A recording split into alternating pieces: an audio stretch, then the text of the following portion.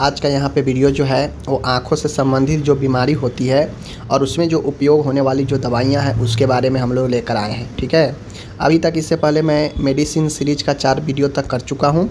यह अपन 55 नंबर का वीडियो है। ठीक है, देखिए ये वीडियो कराने के पीछे के मुख्य उद्देश्य यही है कि आप हर एक बीमारियों के जो उपयोग होने वाले दवाई है उनके ग्रुप है उसके बारे में आप जान सके, आपको नॉलेज हो सके और एक आप स्मार्ट स्टूडेंट बन सके। ठीक है ना, चूँकि पढ़ते सब लोग हैं, पास सब लोग करते हैं, लेकिन ज्ञान सबको नहीं होता है। ठीक है ना, ये बातें को ध्यान में रखिएगा। जो थोड़ा सा एक्स्ट्रा एफर्ट लगाते हैं वही स्मार्ट दिखते हैं, वही स्मार्ट बनते हैं, समझ लीजिए। तो drugs used for treatment of disease related I, आँखों से रिलेटेड बीमारी में उपयोग होने वाले दवाई। चलिए आज इसके बारे में देखते हैं। समूह है, कार्य है, उदाहरण है, दुष्प्रभाव है। ठीक है, चलिए यहाँ पे आप लोग देख सकते हैं समूह में आता है माइड्रियाट्रिक्स ड्रग। आप लोग नाम सुने होंगे माइड्रियाट्रिक्स ड्रग। अब ये माइड्रियाट्रिक्स समूह क्या होता है, तो देखिए माइड्रियाट्रिक्स देख लीजिए, माइड्रियाट्रिक्स एक होता है मायोटिक जो कि नीचा है, मायोटिक नीचा है और माइड्रियाट्रिक्स ऊपर है। अब जो ये माइड्रियाट्रिक्स है बड़ा नाम वाला, ये औषधियों को फैलाता है, बड़ा करता है, डिलेट करता है। माइड्रियाट्रिक्स यानी फैलाना यानी बड़ा करना आँखों को। ठीक है, तो माइड्रियाट्रिक्स जो है इसका काम है इस ग्रुप का कि ये जो पुतलियाँ होती हैं आँखों को उससे डिलेट करता है, उससे फैलाता है। ठीक है, ध्यान रखिएगा। जैसे साइक्लोपेंटोलेट, ठीक है ना, साइक्लोपेंटोलेट, एट्रोपिन सल्फेट एंड फेनाइलफ्रिन। ठीक है ना, फेनाइलएफ्रिन याद रखिएगा।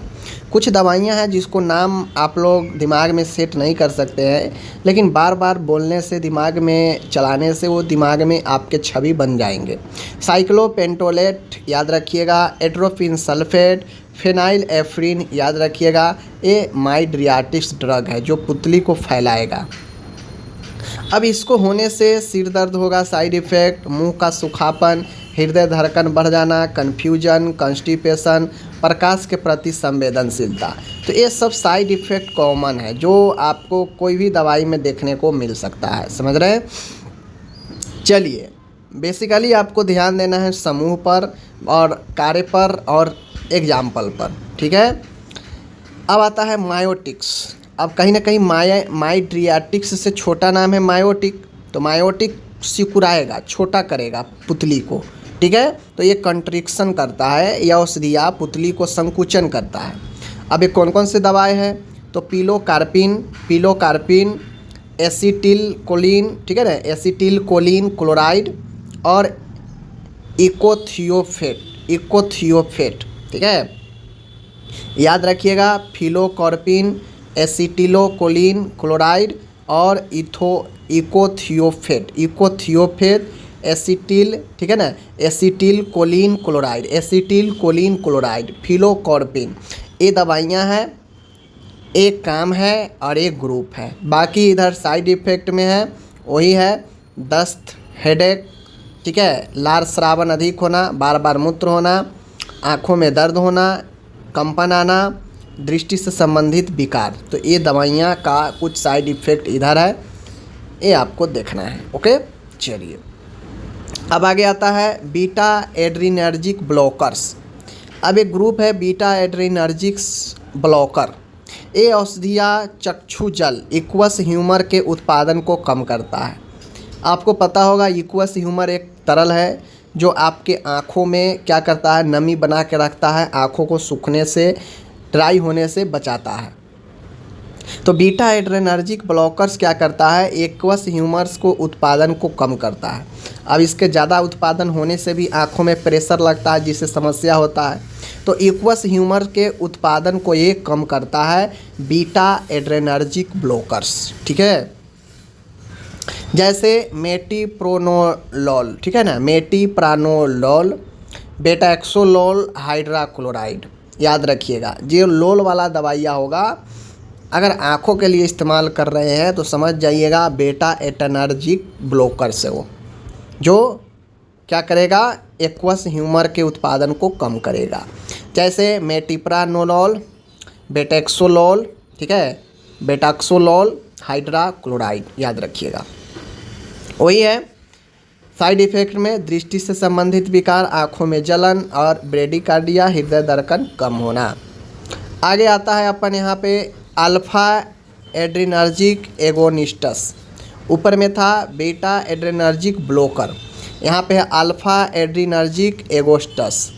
ठीक है, ये औषधियाँ भी चक्षु जल एक्वस ह्यूमर के उत्पादन को कम करती है, अतः इंट्राओकुलर दबाव जो है कम लगती है। वही मैंने बताया कि जब एक्वस ह्यूमर कम होगा, आँख में नॉर्मल होगा तो नॉर्मल है, लेकिन अगर एक्वस ह्यूमर बढ़ जाएगा तो जो है समस्या होगा। तो एक्वस ह्यूमर जो है क्या करता है, कम होने से इंट्रा आईसीपी लेवल कमता है, प्रेशर कम लगता है। जैसे एप्राक्लोनिडिन ये अल्फा एड्रिनर्जिक एगोनिस्टस मेडिसिन है। मुंह का सूखापन, आँखों का लाल होना, ये दवाइयाँ। आगे है एंटी इन्फ्लामेटरी ड्रग, आँख में इस्तेमाल होता है एंटी इन्फ्लामेटरी ड्रग भी। ये औषधियाँ आँखों से संबंधित प्रदाह के उपचार हेतु उपयोग में ली जाती है, आई के इन्फ्लामेशन के लिए। एंटी इन्फ्लामेटरी मतलब प्रदाह को कम करेगा। जैसे प्रेडनिसोलोन, डेक्सामेथासोन, ये दवाइयाँ एंटी इन्फ्लामेटरी है जो किसी भी बीमारी में इस्तेमाल किया जा सकता है, यहाँ भी किया जाता है। ठीक है, अतः चक्षु दाब इंट्राओकुलर बढ़ जाएगा लेने से और कैटरैक्ट मोतियाबिंद हो सकता है। तो एक ग्रुप की दवा है, कुल 5 ग्रुप है आँखों के लिए, आँखों के इस्तेमाल के लिए। जैसे मायोडायट्रिक्स पुतली को फैलाएगा, मायोटिक्स पुतली को सुखराएगा, बीटा एड्रेनर्जिक यह एक्वस ह्यूमर को उत्पादन को कम करेगा, एल्फा एड्रिनर्जिक एगोनिस्टस ये भी वही काम करेगा, और एंटी इन्फ्लामेटरी यह प्रदाह को कम करेगा। एग्जाम्पल के तौर पर इसको 2 बार 3 बार आप दिमाग में सेट कीजिएगा, छवि बनाइएगा तो ये दवाइयाँ सब भी याद हो जाएगा। ठीक है, साइड इफ़ेक्ट आप देख लीजिएगा, कॉमन साइड इफ़ेक्ट कौन है आँखों से संबंधित दवाई लेने के बाद, दिमाग में रखिएगा तो आप जो है समझ जाएंगे। ठीक है, चलिए हम लोग मिलते हैं अगले वीडियो में, तब तक के लिए धन्यवाद।